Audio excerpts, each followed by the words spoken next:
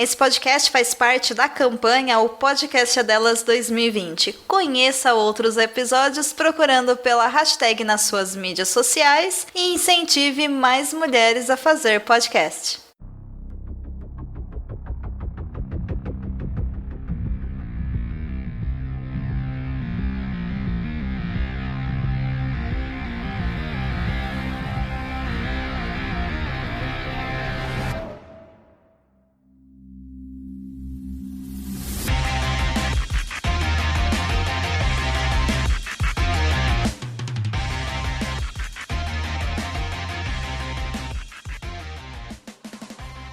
E estamos de volta com o BBcast, o seu podcast de automobilismo e outras nerds. No episódio de hoje vamos falar sobre a pré-temporada da Fórmula 1.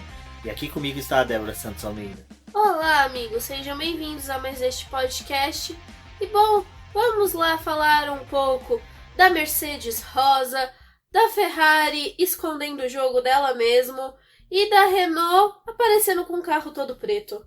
Exatamente, a equipe Renault já se apresenta de luto, né, para uma pré-temporada. Não sabemos se ela vai continuar de luto na temporada completa, mas algumas pessoas gostaram desse carro todo preto, né? Vamos ver o que ela tem para apresentar aí a partir de Melbourne. Mas antes de prosseguirmos, vamos agradecer a nossos apoiadores, aqueles que auxiliam o Boletim do Paddock através do financiamento coletivo e contínuo do Apoies. Lembrando a importância desse apoio financeiro, dessa campanha que nós temos na plataforma Apoies, que ele auxilia o Boletim do Paddock na sua manutenção e no seu crescimento. Atualmente, como vocês podem ver, já estamos com a cobertura total da Fórmula E. Vamos continuar agora com a Fórmula 1 e com a Stock Car. Temos planos para fazer mais de uma etapa da Stock Car em loco, então isso gera gastos, despesas, e que o financiamento auxilia bastante o Boletim do Paddock a conseguir comparecer no Autódromo de Interlagos, dos demais autódromos que nós temos no Brasil, quando possível. Então o apoio de vocês sempre é muito importante, auxilia bastante o nosso trabalho. E os nossos apoiadores, aqueles que têm a menção honrosa, tanto no nosso BBcast pelo podcast, como também agora que nós conseguimos lançar o BBcast no YouTube, também tem a transmissão do nome deles, que são Ricardo Banner, Maia Barbosa, Eliezer Teixeira, Luiz Félix, Arthur Felipe, Rafael Celone, Will Mesquita, Antônio Santos, Rogério Froner, Helena Lisboa, Cássio Machado, Carlos Del Valle, Bruno Vale, Eric Nemes, Bruno Shinozaki, Alberto Xavier, Will Bueno, Ricardo Silva, Beto Correia, Fabrício Cavalcante, Arthur Apóstolo, Sérgio Milani, Belchiades Veloso, Micael Souza, Ezequiel Bale, Cineu Messi, Rafael Arilho, Rafael Carvalho, Fábio Ramiro e Maria Ângela. Fica aqui meu agradecimento a todos os nossos apoiadores. Vocês são extremamente importantes para o crescimento e desenvolvimento do Boletim do Paddock. E assim como o Rubens falou, vocês estão nos auxiliando a cobrir mais etapas ao longo do ano, prestigiar mais categorias e, por consequência, trazer mais conteúdo para vocês aqui, tanto no podcast quanto no YouTube e também pelo site.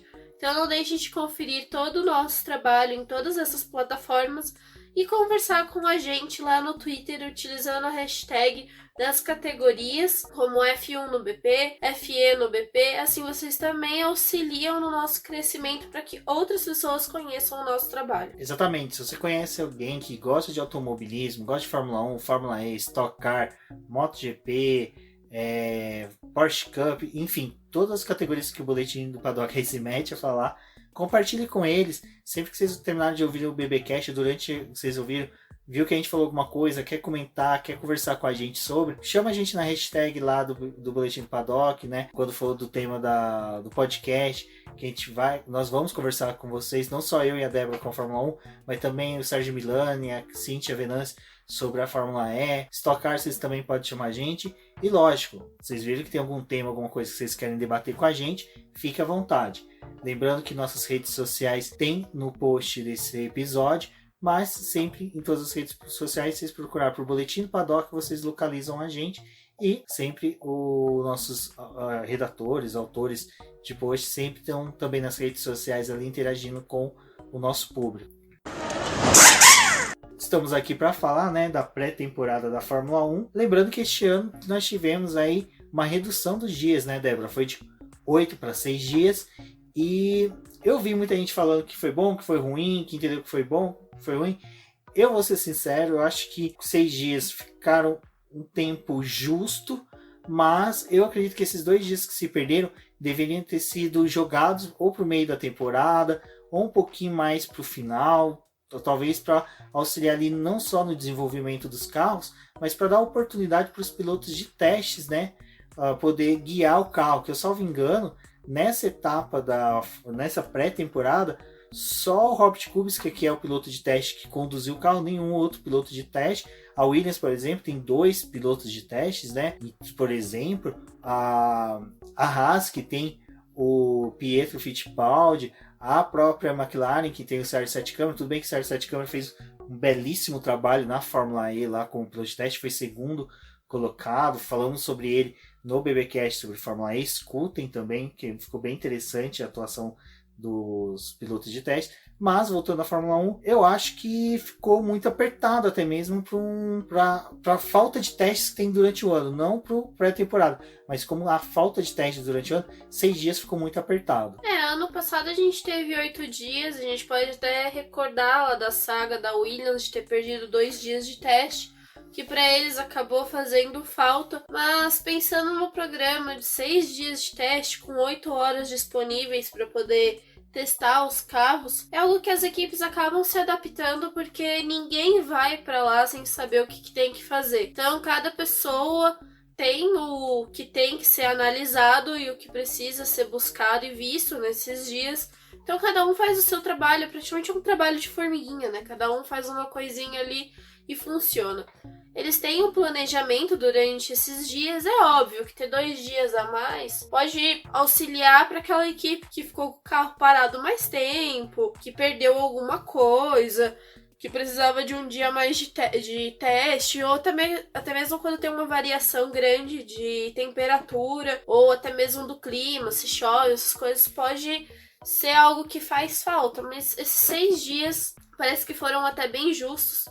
A gente não teve problema climático, assim, teve um dia só que acabou a pista amanhecendo molhada, então dificultou um pouco os testes da manhã, porque os carros levaram mais de 1 hora para poder realmente se arriscar na pista. Alguns foram lá secando e fazendo aquele trilho na pista, mas não era todo mundo que resolvia colocar o carro na pista de uma vez para poder fazer esses testes. Também tem, acho que, o fato de que quando tem a bandeira vermelha é um período que se perde, porque como é um teste de pré-temporada, não é um treino livre, não precisa ter toda aquela agilidade de limpar a pista muito rápido. Afinal, você está lidando com 8 horas de sessão, 4 horas na manhã e 4 horas à tarde. Mas sim, é uma perda para quem tá ali precisando de algo a mais, né? Mas dá pra poder entender que esses 6 dias, e por ser uma temporada que é de, sei lá, como se fosse um complemento da temporada de 2019, você já sabe com o que você tá lidando, com o que precisa ser aperfeiçoado e com o que você tá realmente buscando de dados. Acho que é diferente de uma temporada em que você coloca um carro completamente do zero, que você não tem nenhum referencial. Esse ano eles ainda tinham um referencial do carro anterior. Exato, até mesmo a própria Williams, né? Você citou ela. Vale lembrar que o ano passado ela perdeu 2 dias e meio, porque meio-dia do primeiro dia que ela atuou, ela gastou para montar, finalizar o carro lá em Barcelona. Este ano não, até a própria Carl Williams falou que o próprio clima dentro da pista da equipe mudou com o fato deles conseguirem chegar antes, começar os treinos junto com as demais. Então a equipe está mais otimista do que estava o ano passado. Ficaram para fazer as filmagens também, eles não voltaram, né, para a fábrica, permaneceram lá para poder fazer os dias de filmagem também. Eles foi a primeira equipe, né, aí de pista fazer filmagem, porque ela teve o lançamento, né, já com imagens do carro em pista, e depois fizeram mais um dia de filmagens. E esse ano nós tivemos algo um pouco mais interessante. Nós tivemos no ano passado, né, Sky Sport transmitindo os treinos, mas esse ano, além da Sky Sport, a gente tinha a própria F1 TV, né, transmitindo os treinos. Então a gente já começou a ter um aproveitamento melhor até de forma de mídia dos treinos, o que mostrou até mesmo que eles podem extrair mais, podem auxiliar isso até nas equipes conseguir mais patrocinadores, uma exposição maior dos carros, de tudo, desse universo que é a Fórmula 1 e da pré-temporada.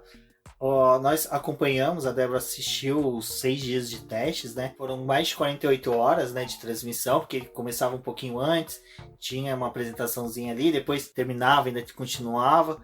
E que foi legal que a gente pôde ver que durante a transmissão, durante os momentos em que não tinha carro na pista, né, Débora? Os jornalistas, os apresentadores, os comentaristas traziam algumas informações interessantes e até mesmo entrevistavam alguns pilotos e pessoas envolvidas das equipes. Teve 2 opções que a Sky Sport ofereceu, que era a inglesa e a italiana. Eu dividi esses 6 dias alternando a transmissão entre as duas para poder acompanhar. A que me pegava mais era a italiana pelo fato deles serem mais calorosos e estarem ali discutindo realmente coisas. Eu lembro que no segundo dia em que teve a revelação do DAS lá, da Mercedes, e que foi primeiro uma imagem e depois criou todo aquele debate até que a Mercedes finalmente se pronunciasse a respeito daquilo, era muito engraçado ver os italianos putos da vida, porque estavam vendo algo que a Mercedes fez e que a Ferrari não tinha feito, então já causava aquela ânsia, porque você vê que eles, mesmo sendo narradores, eles são italianos e eles torcem para a Ferrari, eles acreditam na Ferrari. Então ver que logo no segundo dia de teste eles já estavam com uma desvantagem para a Mercedes era algo bem interessante. Eles começaram a levantar dados, depois eles conseguiram a imagem da Fórmula 1 que mostrava realmente como aquilo funcionava, como atuava nos pneus. E eles foram discutindo quanto que aquilo era viável ou em um acidente se aquilo poderia causar algum dano para o piloto. E foram discutindo se aquilo era bom realmente para o carro, quanto que aquilo acabava tomando de atenção. A legalidade, né? A legalidade, se aquilo ia ser algo que as outras equipes conseguiriam dar uma solução rápida para os carros, para poder ver mais gente utilizando essa tecnologia. E foi algo que perdurou nessa primeira semana de testes, até respingou na segunda semana. Mas eu acho que a parte que mais me chamava a atenção era realmente da Sky Sport italiana trazendo bastante entrevista durante os testes, não ficava só limitado ao carro na pista.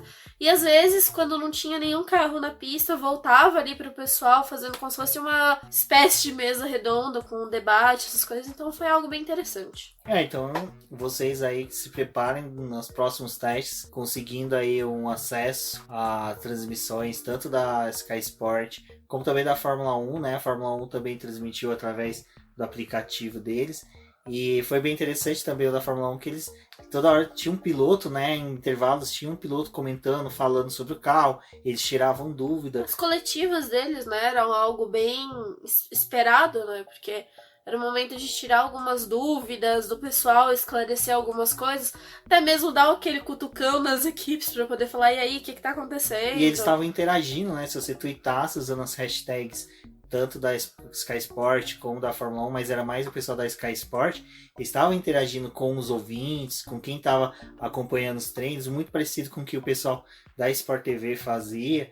Então, foi bacana, inglês, né? A gente tinha o Will Buxton ali também, já uma figura que o pessoal conhece bastante por causa do Draft Survive.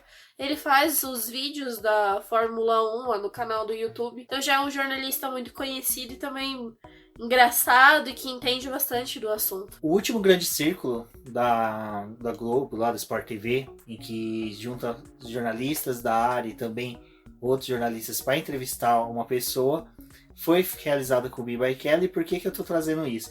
Nessa entrevista, o Rubinho Barrichello explicou um pouquinho como foi os testes de Barcelona, Jerez, se eu não me engano, agora me fugiu, sobre a temporada 2009. E aí perguntaram, né, por que na pré-temporada você foi um monstro, né, na Cobral, e depois chegou em Melbourne e você ficou atrás do Button. Aí ele explicou a questão da calota, mas ele levantou outras informações que é bem interessante, que reflete muito quando a gente fala que não dá para analisar, não dá para dar uma certeza absoluta sobre como está o grid, como será a Fórmula 1 2020, baseado no que a gente viu na pré-temporada. Porque uma coisa que o Bimbeck ela falou é que assim, como tá mais frio na Espanha, o ar é mais denso, tem um peso maior, então as asas dos carros, pentes aerodinâmicos, eles sofrem uma pressão muito maior.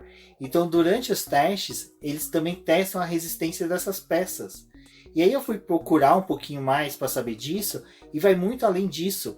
Até o teste das suspensões vão nisso. Às vezes um piloto roda, que nem durante a transmissão o pessoal brincava, né? Que o Vettel rodou, Verstappen rodou. Isso se dá também porque o carro ele é todo projetado no túnel de vento. Depois os engenheiros trabalham com dados, números de um carro que é fabricado para verão. O carro de Fórmula 1 ele é fabricado para verão. Ele tanto pega verão na Europa, como na Ásia, como aqui, quando ele chega no Brasil, já está começando o verão. Está terminando a primavera e começando o verão.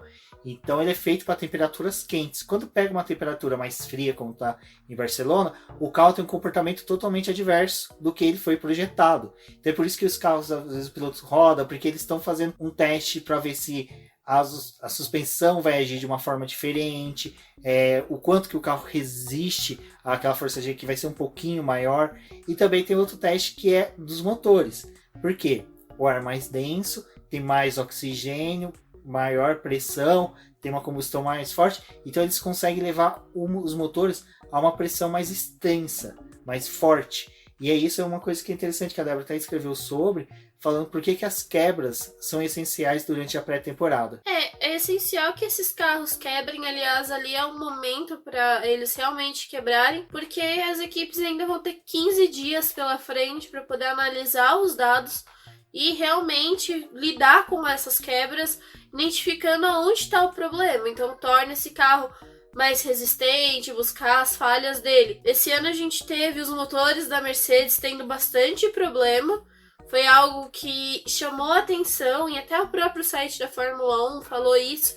No caso da Mercedes é algo preocupante, porque a equipe ano passado não teve esse problema de quebra. A Mercedes mesmo, ela era conhecida como o carro imbatível, né? Não tinha problema, não tinha aqueles estouros de motor como as outras equipes tinham. E nesse começo de temporada eles enfrentaram esse problema com o motor.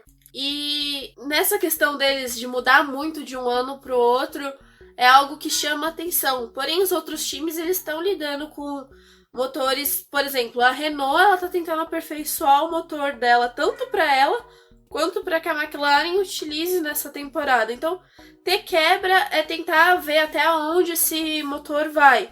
A Ferrari, ela apostou em algo mais diferente, que foi tentar fazer, na verdade, funcionar com o motor, provavelmente numa rotação mais baixa, para poder conservar ele mais.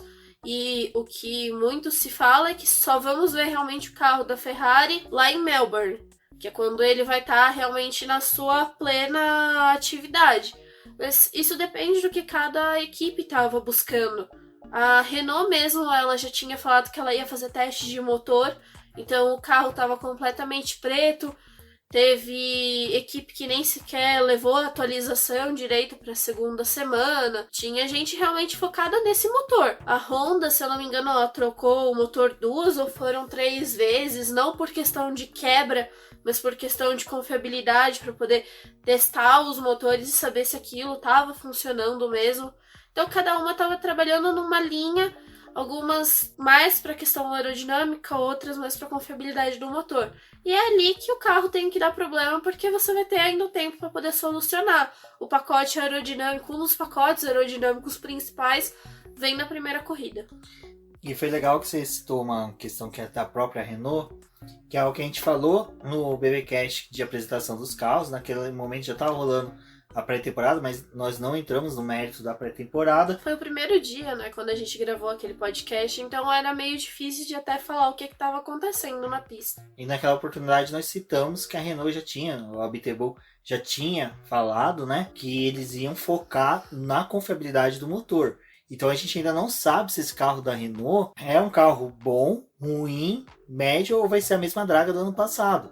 Então, por hora, o que a gente sabe ainda é que o motor Renault, pelo menos, ainda demonstrou uma certa confiabilidade, o que é bom para a equipe, porque a equipe, tanto ela como a McLaren, perderam muitos pontos. E para a Renault, que vai buscar brigar pela quarta posição, é importantíssimo ela conquistar bons pontos. Ainda mais que esse ano ela vai estar com 2 bons pilotos. Tudo isso gera possibilidades para uma Renault da vida. Então, essa confiabilidade que ela buscou, ela não quis observar o carro. Porque às vezes ela já tem uma linha de pensamento e raciocínio sobre o carro que ela não precisa desenvolver agora. Ela pode desenvolver ao longo do ano, utilizando os treinos livres, até mesmo para testar peças. Teve um único dia que a Renault liderou o começo da manhã dos testes, mas a volta que eles deram foi com um carro praticamente sem combustível. Eles mesmos informaram isso e conseguiram aquela ótima volta, mas enquanto eles estavam andando com o carro pesado, era algo muito inconclusivo. Na verdade, fato é, esses testes de pré-temporada são inconclusivos. Ano passado, quando a gente fez esse mesmo podcast falando da temporada, algumas certezas apareciam, mas era também tudo muito baseado no achismo. Mas acho que no ano passado as pessoas não tiveram tanto cuidado, porque tinha aquela questão de estar mudando de novo, e era o novo, tinha grandes apostas nas equipes, então era natural criar uma expectativa e tentar traçar uma temporada por cima do que a gente tinha visto na pré-temporada. E esse ano, apesar de ser uma temporada em que os carros não estão mudando tanto e que teve um avanço, que comparar o carro desse começo de temporada com o carro lá do começo da temporada passada não é viável, porque ele seria muito mais parecido com o carro que a gente viu lá em Abu Dhabi, que já passou por todos os pacotes de atualização. Então, esse ano, acho que de modo geral, todo mundo teve um pouco mais de cuidado para poder falar quem é que vai estar na frente de quem vai brigar com quem, ou o que vai acontecer, porque apesar da gente ter uma previsão do que é com base na temporada do ano passado, muita gente focou realmente em tentar consertar os erros e fica assim, né? O que tá acontecendo aqui? Com o que a gente pode lidar? Apesar de tudo isso, nesses testes a gente viu a Ferrari fazendo muito ao contrário do que ela fez no ano passado, que foi se mostrar, porque ano passado ela liderava os treinos livres, colocava os carros na frente. Esse ano ela, apesar de tentar fazer uma coisinha ali, ela tava mais apagada. A Mercedes também, ela se anulou bastante nessa temporada, realmente testando a confiabilidade. E por outro lado, a gente teve uma Red Bull já querendo se mostrar em alguns dados que tem até no próprio site da Fórmula 1, mostrando quanto que eles foram rápidos. Tem uma volta comparada do Max Verstappen com o Valtteri Bottas. Ambas são do terceiro dia de teste, mas um da primeira semana e o outro da segunda semana. As condições de pista também são diferentes, porque na do Bottas tá um pouco mais de sol, então ela tava mais quente. A do Verstappen estava um pouco mais fria, mas você percebe a tocada dos dois pilotos com o carro e consegue projetar um pouco do quanto que a Red Bull está fazendo um carro muito forte para poder tentar brigar com a Mercedes. Enquanto isso, a gente tem ali nos bastidores a Ferrari falando que está com problema, que não conseguiu obter tudo que eles queriam do carro, que realmente está devendo em alguns aspectos. Pelos dados que a Fórmula 1 também divulgou, dizem que o carro da Ferrari perdeu um pouco da velocidade na reta e está ganhando mais na curva, e que a Red Bull... Que era o déficit dela do ano passado, né? Ela era muito conhecida de reta e um déficit muito em curva, o que era a diferença dela com a Mercedes. Às vezes é uma boa perspectiva também. Eu vejo muita gente falando que a Ferrari vai vir ruim, mas às vezes pode ser um ganho que ela tenha. E a gente vê isso também da Red Bull, talvez tá vindo mais forte, mais aguerrida, transforma um pouco do que a gente tem na cabeça, assim, de memória do que é a Red Bull, né? É o carro que não começa tão bem no começo da temporada, mas vai evoluindo muito rápido. Então seria legal se já nesse começo de temporada a gente tivesse um carro muito bom para poder brigar com a Mercedes e tentar acompanhar as atualizações que a equipe alemã vai trazer, né? Até interessante isso que você falou, que é uma citação ao que o Christian Horner vem falando, acho que nos últimos 3 anos. Ele falou que era um problema que a Red Bull tinha, né? E casa muito bem com Fato de a segunda temporada, na questão de pontuação, o Leclerc e o Verstappen ter conseguido muitos mais pontos, e eles até rivalizaram bastante com os ponteiros do campeonato. E a gente teve o fator Albon também, né, que entrou na Red Bull e casou com o tipo de pilotagem que o Max tem. Então, eram 2 pilotos pontuando muito perto um do outro. Então vai ter uma briga muito forte entre os 3 primeiros colocados, né? Então, entre os 3 primeiros colocados que eu falo assim de equipes, mas entre os 6 ali, nós temos um tetracampeão, um heptacampeão, hepta não, hexa, não trouxe o Schumacher de volta não. E no caso, temos 3 aí pilotos jovens que são aguerridos, que querem, né, mostrar o seu valor dentro da categoria. Então a gente tem uma boa perspectiva dessa briga. E tem a McLaren chegando, com 2 pilotos jovens. São boas as apostas da McLaren, que como a gente falou no BBcast sobre os carros, a informação que veio da equipe, de quem acompanhou o carro, o lançamento, quem conversou com os pilotos, conversou com os projetistas, conversou com todos os envolvidos, era que esse carro era uma nítida evolução, é um dos carros mais afinados. O que a gente acompanhou das transmissões e também do próprio site da Fórmula 1 e de quem é especializado, que sabe do assunto, falando que o carro, um dos carros mais afinados, mais, sim, que você olha, você vê que, eu não estou falando de olhar o carro na pista, mas só que de informações obtidas, de você ver o carro trabalhando na pista, um dos mais afinados do resto do grid é o da McLaren, que a McLaren continua nessa nítida evolução que teve do ano passado. E chegando junto a ela, nós temos a cópia da Mercedes, né? A Pantera cor-de-rosa, que está disfarçada de Mercedes. É bem interessante também a gente falar a respeito disso, porque os testes de pré-temporada não deixam de ser políticos, né? Eles... É aquela coisa, você termina em Abu Dhabi ganhando na primeira posição, os 3 primeiros, aqueles que você vai lembrar por mais tempo, até os carros aparecerem novamente.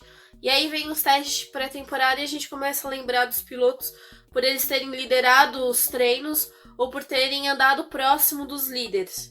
Exato, e é legal você falar esse negócio de nós lembrarmos, né? Que a gente pode tirar uns exemplos de que aconteceu nos anos anteriores. Por exemplo, de 2015 a gente teve o Nico Rosberg, né? Vindo, ganhando. E quem começou a observar falou, gente, o Rosberg vai vir muito forte em 2016. E ele realmente veio muito forte em 2016.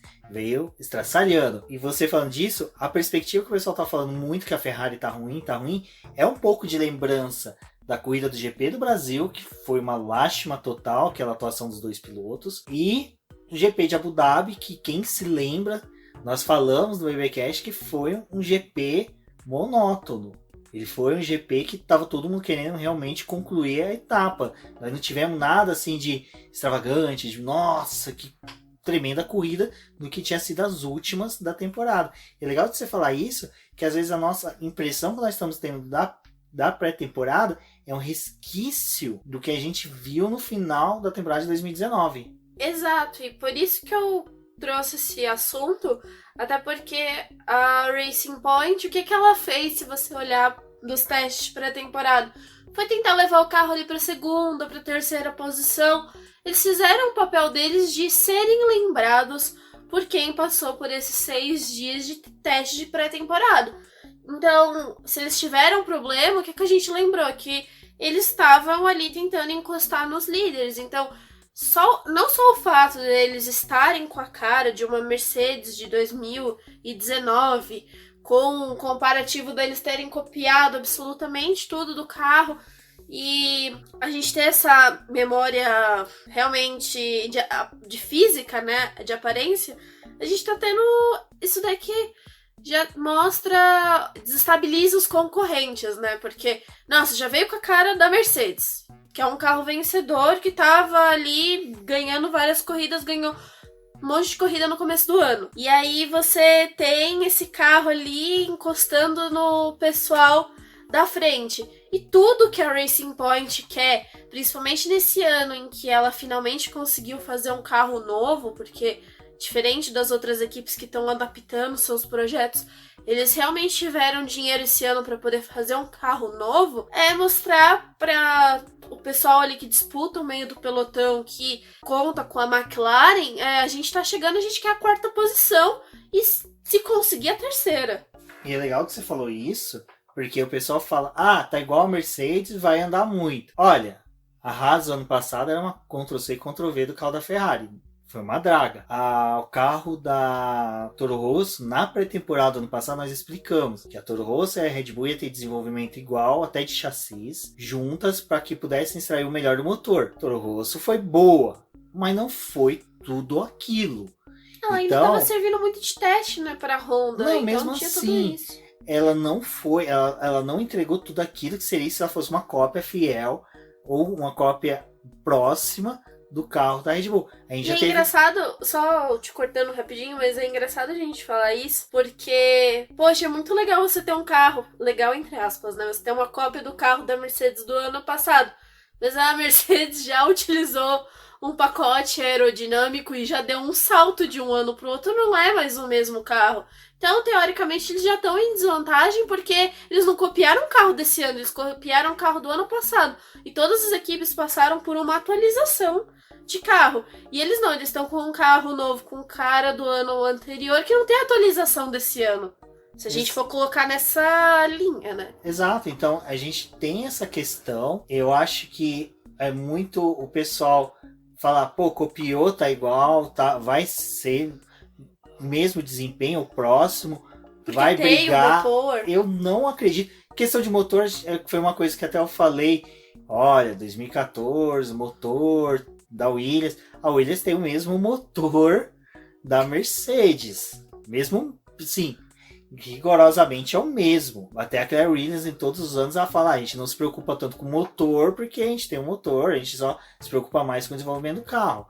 Mas não entrega. Então eu não acredito piamente que a Force India vai ser tudo aquilo. A gente tem outro fator que são pilotos. Lance Stroll tá numa crescente, tá numa evolução, mas eu acho que é uma evolução que todo piloto que tá correndo uma temporada completa de Fórmula 1 tem. Então, não é nada destaque como o Max Verstappen, né? Exato, Max Verstappen, Charles Leclerc, Carlos Sainz, Lando Norris, e o próprio Gasly, o próprio Gasly teve uma evolução durante 2019 e o Lance Stroll, ele tem relâmpagos, assim. O Lance Stroll, eu acho que...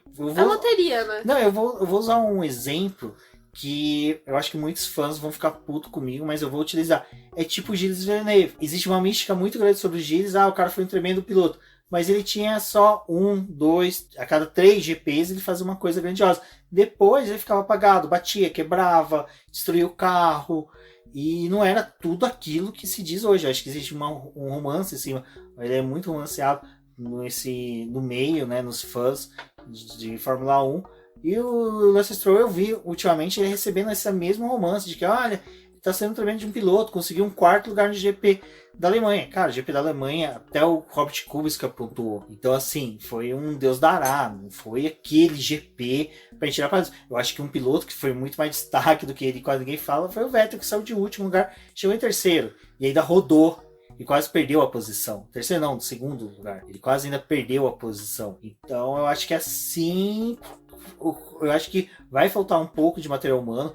O Sérgio Pérez é um tremendo de um piloto. Além de estar gato esse ano, ele é um bom piloto. Mas eu não acredito que os dois vão entregar tudo aquilo que a Racing Point precisa para bater de frente com a McLaren, por exemplo. Eu acho a dupla da McLaren muito mais consistente, né? Existe uma maior constância deles nos pontos do que é a dupla da Racing Point. Lembrando que a Racing Point, como você falou, ela copiou um carro que hoje já é ultrapassado. Então é a mesma coisa dela chegar-se com um carro de chassi do ano passado. Então não mudou muita coisa. Para mim não vai ser aquela equipe que vai bater de frente, como eu disse, contra uma Renault e contra uma McLaren. Ela vai roubar pontos das duas, mas em GPs específicos, mas não ao ponto de chegar com uma 4ª força do campeonato.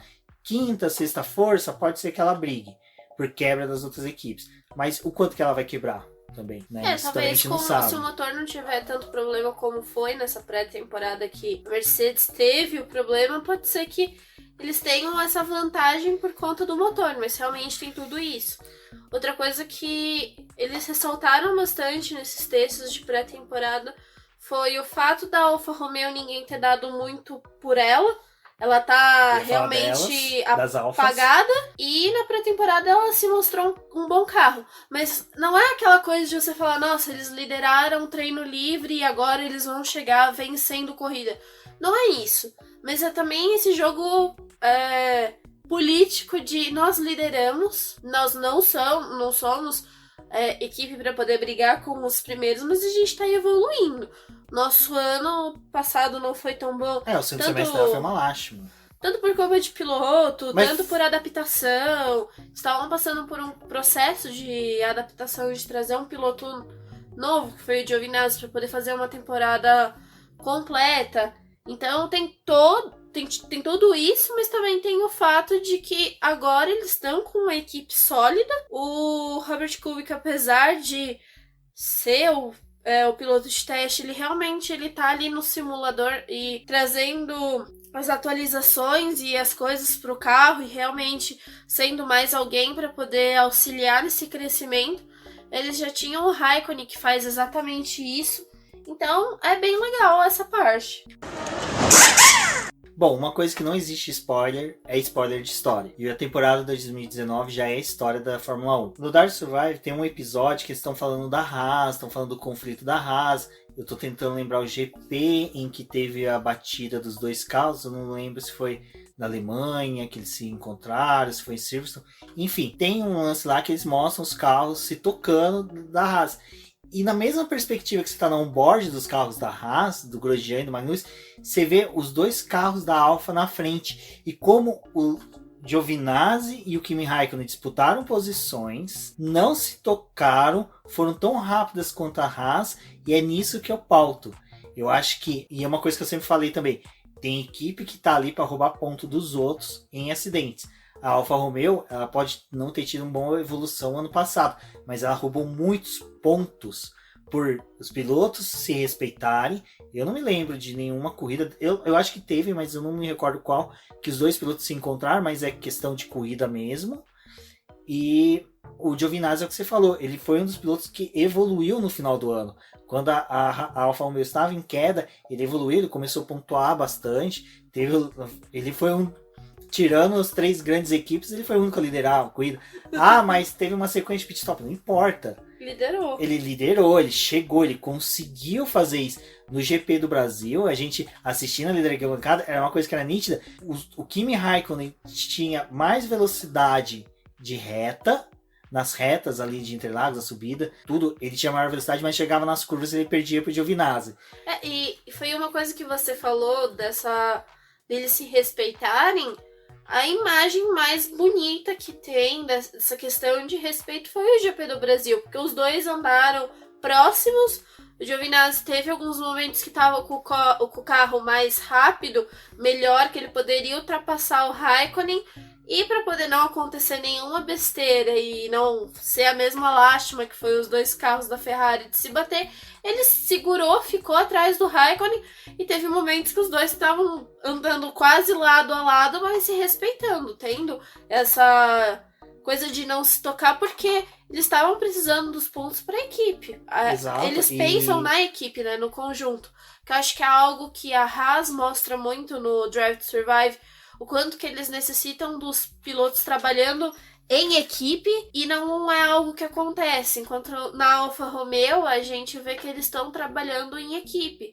E foi algo que o Giovinazzi falou até nessas entrevistas que ele deu ao longo da semana dos testes de pré-temporada. Ele falou, sim, esse ano o meu maior rival é o meu companheiro de equipe, porque eu preciso me sair até melhor do que ele para que eu tenho a vaga de 2021, eu também estou disputando com os outros pilotos, ele precisa de um desenvolvimento melhor esse ano, mas tem esse fato de que ele não pode colocar tudo a perder, porque é o companheiro de equipe dele. Então, se o Raikkonen estiver na frente, é aquele jogo de tentar conseguir a posição melhor, mas não tirar os dois carros, né? Não, é exato. E é legal que você falou do Giovinazzi, essa questão. E eu falei as Alfas, porque a AlphaTauri é uma equipe também que eu acho que vem com mais chances de conseguir pontos e subir um pouco mais na tabela do que a própria Force India. Force India não, a Racing Point, que ano que vem é a Aston Martin. Esse ano eles consolidaram, né, a questão do o Gasly motor vem Honda. otimista com o resultado final da temporada. O Kvyat vem otimista. Todo mundo desfaz dos dois. São os rebaixados. Desculpa, eles são rebaixados, mas ainda estão na Fórmula 1. Para mim seriam rebaixados se eles tivessem ido para uma Fórmula 2, Fórmula 3 ou voltado para o kart. Ser rebaixado e ainda estar na Fórmula 1, para mim é uma tremenda uma vantagem. Eu queria ser rebaixado e estar na Fórmula 1. Então, assim, eu acho que é muito mais uma situação muito mais oposta do que o Ricardo viveu, que ele se auto-rebaixou a si mesmo, né? Se atropelou na carreira ao decidir para a Renault. Tudo bem, eu mesmo na época falei que foi uma boa escolha. Eu acredito ainda que possa ter sido uma boa escolha das que ele tinha opção, olhando pelo cenário que tínhamos da Fórmula 1 2018, 2017, que foi quando se começa a ver o perfil que a Renault ia ter. Mas a AlphaTauri é outra que eu acho que vem forte, vai disputar posições sim, é uma equipe que tem grande chance da gente ver os dois pilotos na maioria das corridas no Q3, então daí você já começa a ter apenas 8 vagas, quer dizer, 2 vagas pro Q3. Quem que vai ocupar? McLaren, Renault, já começa a funilar bastante. Então, ano passado já era muito assim. Era constante, né? Não é pelo menos... não só isso, mas o que eu quero dizer é que os 10 pilotos que ficavam para poder disputar o Q3, essas 10 posições já eram muito pequenas no grid que a gente já tinha no ano passado. Porque no começo da temporada tinha muita gente andando muito próximo. Sim. Então, os 10 ali não representavam que era o restante do grid. Porque a gente tinha 5 disputando a pole, né? Não vamos colocar nenhum Albon, nenhum Gasly. Mas só que a gente tinha já metade do grid fechado do Q3. E depois tinha as outras 5 que era muito disputado. Era gostoso acompanhar, ver quem que ia chegar lá, se era McLaren, se era Renault, se era Alfa Romeo. Às vezes aparecia lá um Racing Point, aparecia uma Alfa.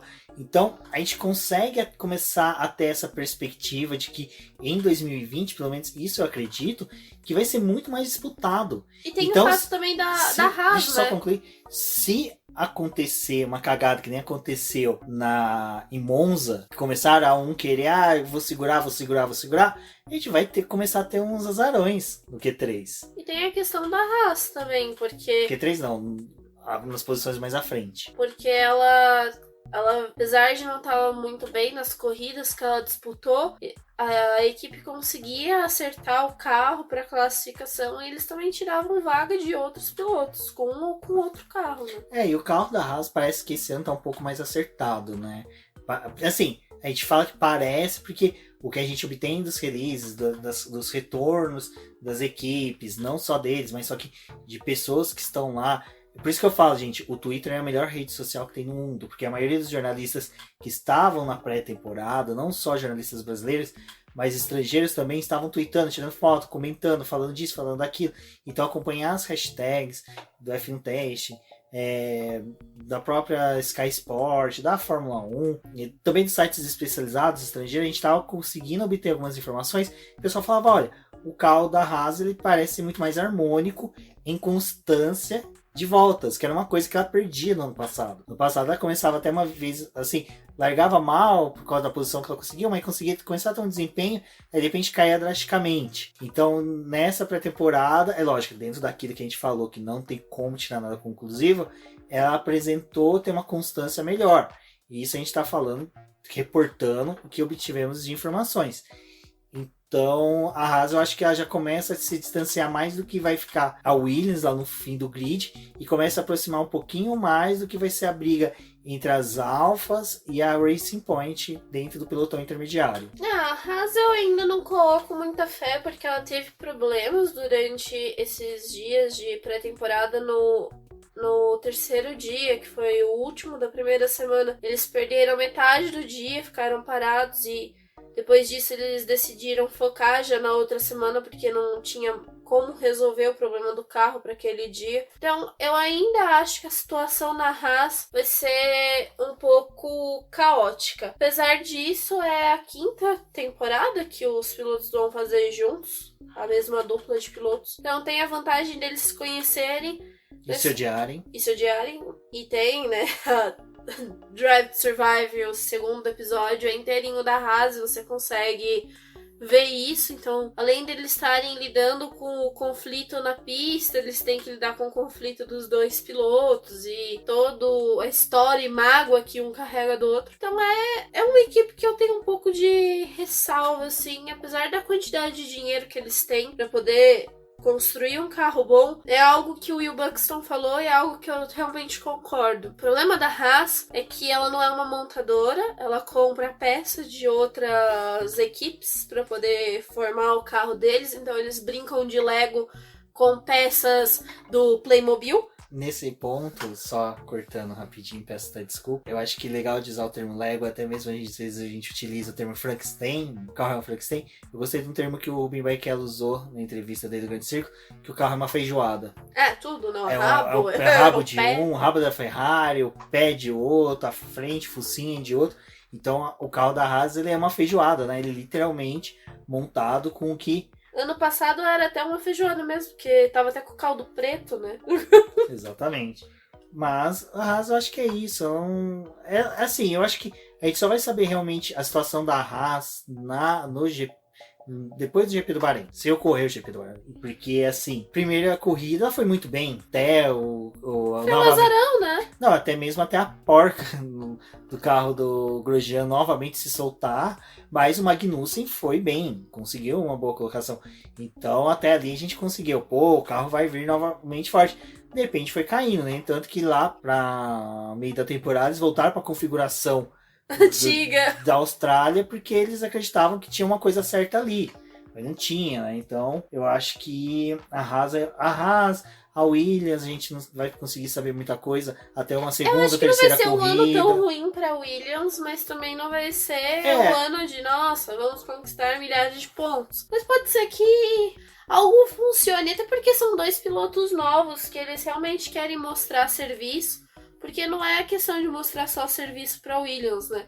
Eles precisam mostrar para as outras equipes, porque se alguém tiver precisando de um piloto ali, eles vão ser uma opção mais pra frente. Então tem todo esse contra de correr na Williams por ser um carro e uma equipe que tá ruim, mas tem o fato de que se você é o piloto que vai levar o ponto pra Williams, você já tem uma salvação, né? Tirando o Felipe Nasser que...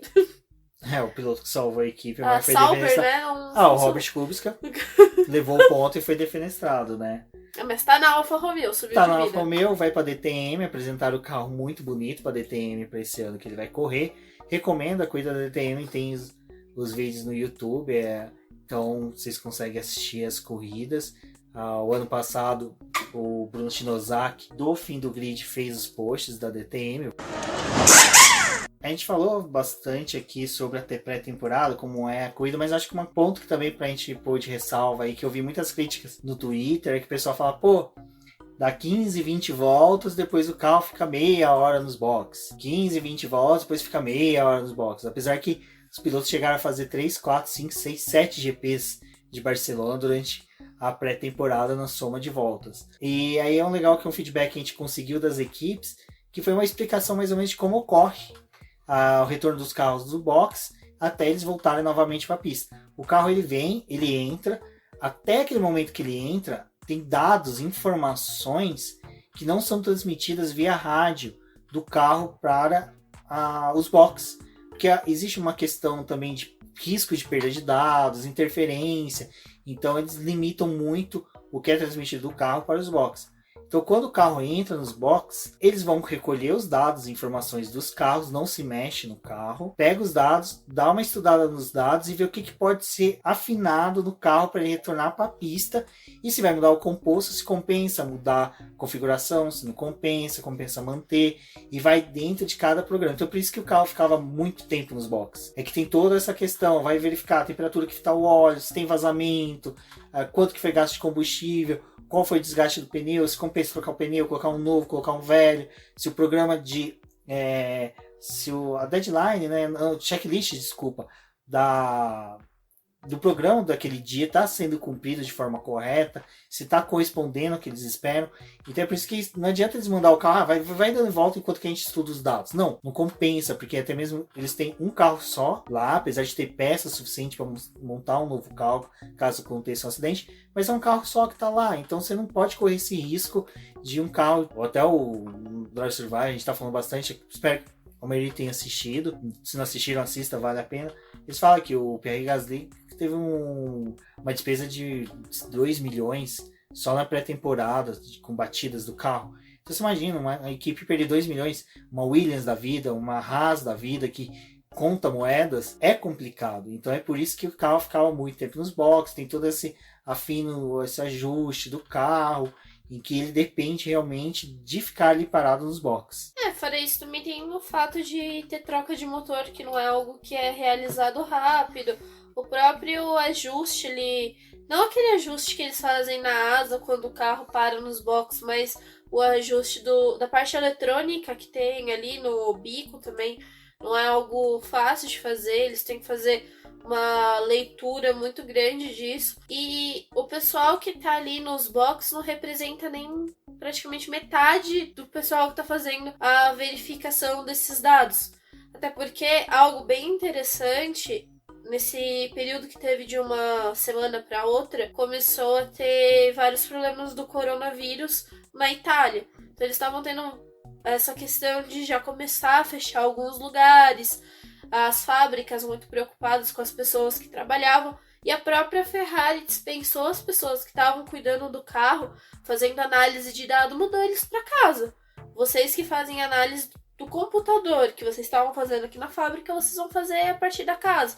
Então tem todo esse contato da equipe nos boxes com quem tá ali, mas com quem tá na fábrica. A fábrica tá recebendo dado direto do carro. A AlphaTauri e a Ferrari fizeram isso, né? Mandaram muitos membros da equipe para home office, porque era uma medida de segurança para eles. Então você já tem esse déficit. Porque eu mesmo faço home office uma vez por semana. Eu sei que não é a mesma coisa que está no ambiente de trabalho. Você consegue executar o trabalho, mas não é a mesma coisa. Você tem várias questões que modificam. Então eu mesmo já não faço um trabalho que depende muito de um exercício intelectual meu. É mais questões de planilha, dados, que é muito mais fácil de fazer em casa, porque eu não tenho aquele ambiente que eu tenho dentro do escritório. Então eu acredito que até as próprias equipes podem ter sofrido um pouco com isso, as duas, né? Mas questão do coronavírus a gente vai discutir durante a pré-temporada não, desculpa, no preview, que nós vamos gravar semana que vem, devemos falar um pouquinho mais, que também deve sair a decisão se vai ocorrer ou não o GP do Bahrein, está sendo discutido ainda se vai ser realizado ou não, ou se for realizado, qual formato que vai ser, tem até discussão se vai ser com ou sem público, então também corre tem esse o fato risco. da Pirelli, né? Ela fornece os pneus. A Pirelli, eu tava lendo, não é tão preocupante, porque os pneus saem da Turquia. Interessante. Os pneus saem da Turquia. Então, acredito que, pelo que eu li, ela não sofre tanto com isso. Ela tem muito mais a questão da parte técnica, que realmente fica na Itália, mas os pneus são... são... A Sky Sport tinha levantado essa questão, porque não é uma coisa que só tá afetando a Itália, né? Mas tá começando a afetar outros lugares. Na época eu tinha pensado até na Stock Car, né? Mas, os pneus da Stock Car. Mas os pneus da Stock Car veio da Romênia. Fábrica da Itália na Romênia, então... Da Itália, da Romênia, não. Da Pirelli na Romênia. Então, não vai... Ninguém, nem você se usa Pirelli no teu carro, você é corajoso até, não vai sofrer nada com esse risco aí de ficar sem pneu. Aproveitando que a gente tá falando de pneu, acho que dá pra poder falar um pouquinho dos pneus utilizados nessa pré-temporada. Eles colocaram um composto que não tinha cor, mas ele era identificado com uma faixa branca, ele era o C1, ele era um dos pneus duros, e ele estava sendo testado, as equipes receberam uma quantidade desse composto, ele estava sendo testado principalmente para a pista da Holanda, por conta daquela inclinação.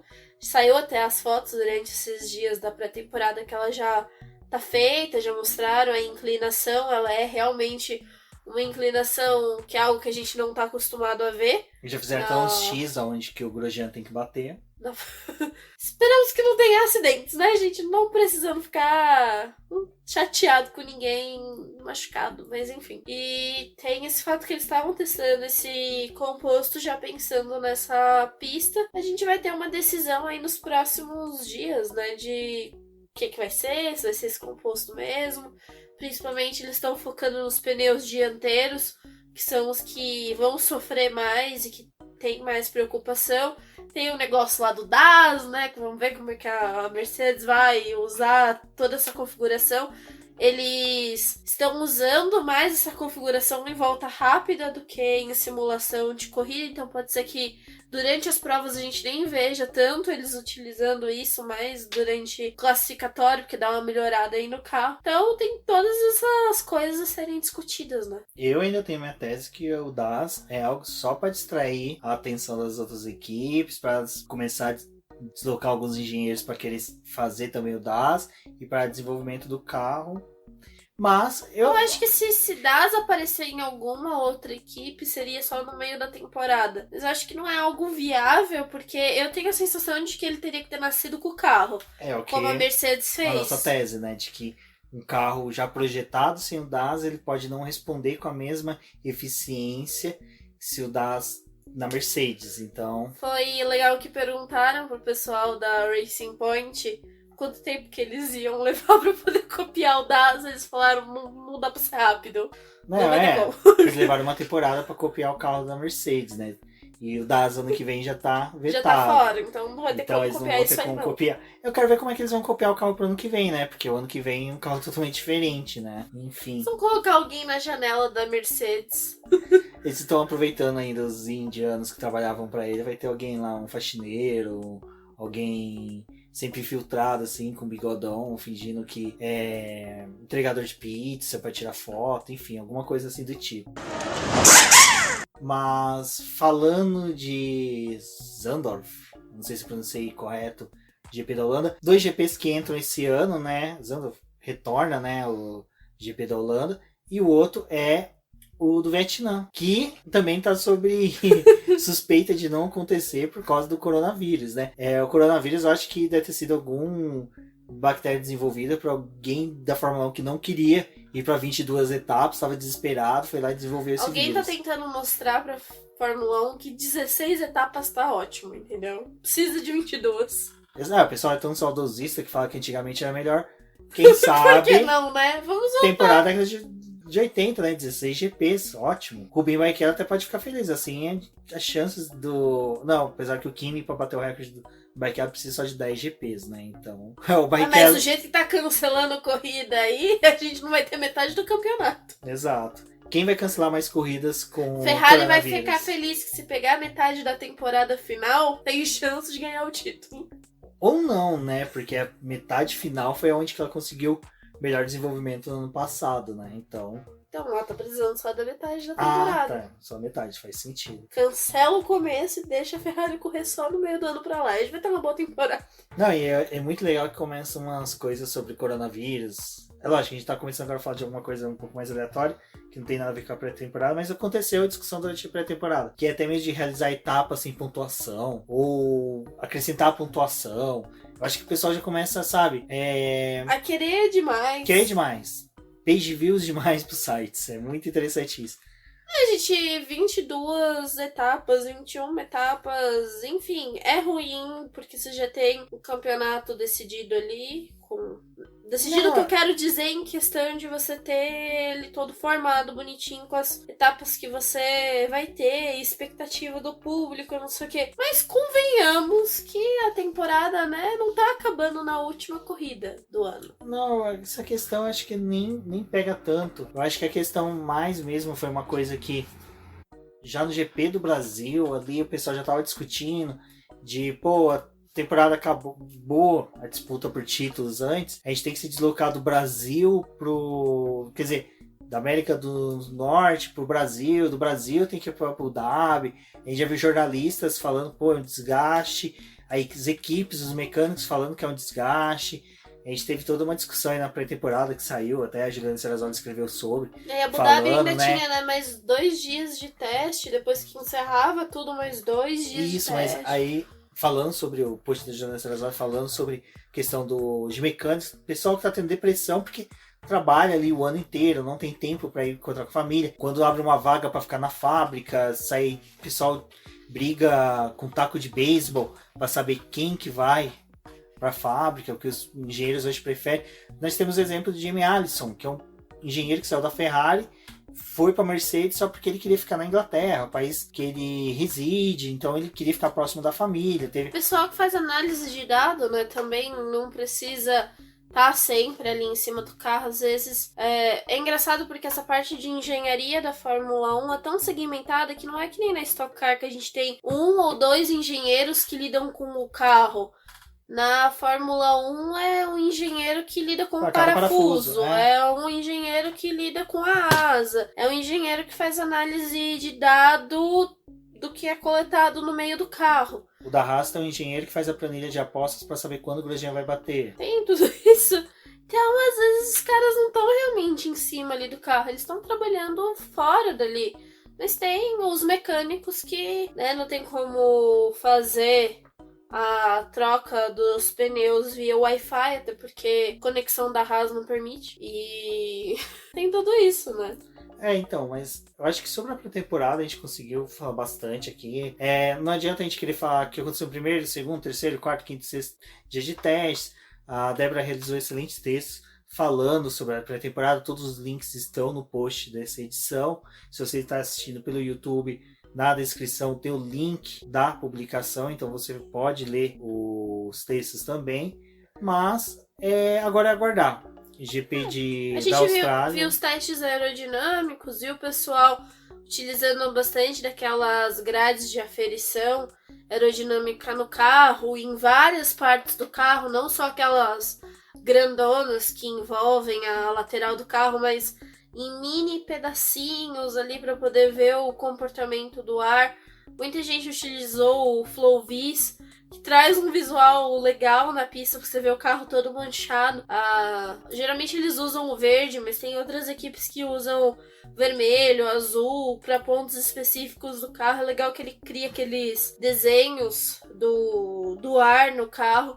Aí usa vermelho, engenheiro daltônico, não consegue resolver os problemas do carro. Se for o Valese, teremos um problema. O Valese é um grande mistério, né? O cara é daltônico e fã da McLaren. Eu acho que ele, na verdade, é fã da McLaren, não, fã da Ferrari. Eu acho que ele é fã da McLaren, mas ele fica errando o carro, né? Ele vê uma e pensa que é a outra. Vamos discutir com ele semana que vem sobre isso. Tá aí o convite, hein, Valese? Bom, mas eu acho que é isso. Como o Rubens falou, a gente encerra o programa por aqui. Já na semana que vem tem o primeiro preview do ano para a corrida de Melbourne. É aquela corrida que você tem que se preparar, porque dá para poder perder ela, porque ela é naquela pedacinho da madrugada. Ou você perde porque chega muito bêbado da balada. Ou que você dormiu. Ou que você dorme. Globo Rural tá aí, então vamos tomar cuidado, mas o preview tá aí pra gente deixar dicas pra vocês acompanharem. Como o Rubens falou, acessem os textos, lá tem tudo detalhado, que quebrou, qual foi o problema, o que eles estavam testando no dia. Cada dia eles apostavam em uma coisa. O site da Fórmula 1 também é algo que eu recomendo bastante, principalmente por conta dos gráficos e das planilhas que eles fazem. Não é algo que eu gosto de ficar copiando e trazendo pro BP essas planilhas, mas eu acho que é algo que, mesmo que você não tenha todo o conhecimento de inglês que seja, a planilha tá ali, é visual. Ela te mostra muita coisa. Um truquezinho. Google Chrome, botão direito, traduzir para para o português. Gente. E assim vocês obterem informações não só no Boletim Paddock, também em outros sites que nós sempre retweetamos. O Projeto Motor é um que eu tô sempre retweetando. O trabalho que o pessoal faz ali é sensacional. Motorsport, recomendo também a Filmania, tá com um material muito bom. Então assim, vocês conseguem bastante informação aí para chegar no sábado, no domingo, acompanhar a Fórmula 1 com bastante coisa e discutir com a gente, conversar com a gente nas redes sociais.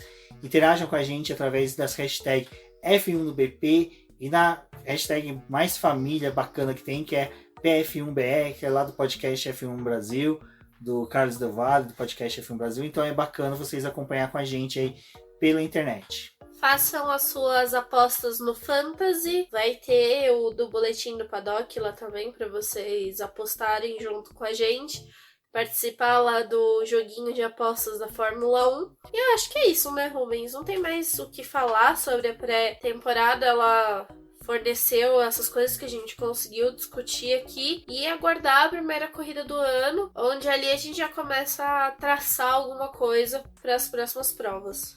Exato. Então, recordando a todos, visitem nossa campanha no Apoia-se, é muito importante. Vocês podem contribuir com qualquer quantia, desde R$1 até o valor que vocês julgarem que seja interessante para auxiliar na manutenção do Boletim do Paddock. Lembrando aí que a gente vem fazendo um trabalho bem bacana da Fórmula E, a gente conseguiu aí um reconhecimento da categoria, dos membros, então é muito interessante esse tipo de reconhecimento que nós temos, e de uma categoria que está crescendo bastante. Stock Car é a mesma coisa, nós estamos conseguindo aí se infiltrar ali no meio, participar bastante. Com isso, eu convido vocês também para conhecer nossas redes sociais. Como disse no começo, é só procurar por Boletim do Paddock em todas as redes sociais, no Twitter em especial, como diz no Boletim Q, utiliza nossas hashtags. Eu sou o Rubens GP Neto, um forte abraço a todos e até a próxima. Eu sou a Débora Almeida, no Twitter como The Flowers. Não deixe de acompanhar o nosso trabalho nas redes sociais como Boletim do Paddock e até a próxima.